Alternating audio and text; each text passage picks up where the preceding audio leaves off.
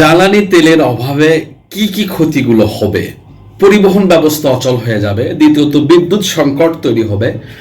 কৃষি উৎপাদন বন্ধ হয়ে যাবে। শিল্প কারখানা বন্ধ হয়ে যাবে।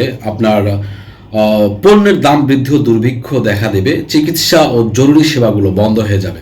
আমরা আলোচনায় আসি। পরিবহন ব্যবস্থা অচল, বাস, ট্রাক, ব্যক্তিগত গাড়ি, নৌযান ও উড়োজাহাজ চলাচল বন্ধ হয়ে যাবে। পণ্য সরবরাহ ব্যবস্থা ভেঙে যাবে। বিদ্যুৎ সংকট, তেলভিত্তিক বিদ্যুৎ কেন্দ্রগুলো বন্ধ হয়ে যাবে। ফলে লোডশেডিং বৃদ্ধি পাবে বা সম্পূর্ণ বিদ্যুৎহীন পরিস্থিতির তৈরি হবে। তৃতীয়ত, কৃষি উৎপাদন বন্ধ।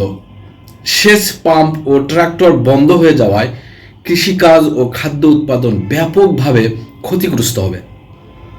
শিল্প কারখানা বন্ধ হয়ে যাবে।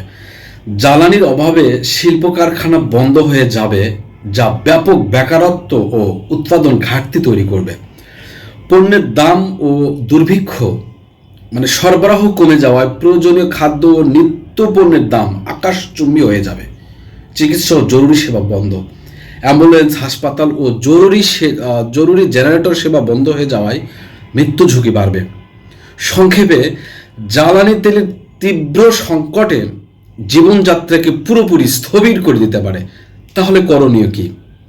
করণীয় হচ্ছে, মুসলিম হলে আল্লাহ আল্লাহ, হিন্দু হলে নমস্কার, ভগবান ভগবান, এবং অন্য ধর্মে হলে যা খুশি তাই করুন। তবে পৃথিবীতে ধেয়ে আসছে মহাবিপদ সংকেত। আল্লাহ সবাইকে হেফাজত করুন। আমিন।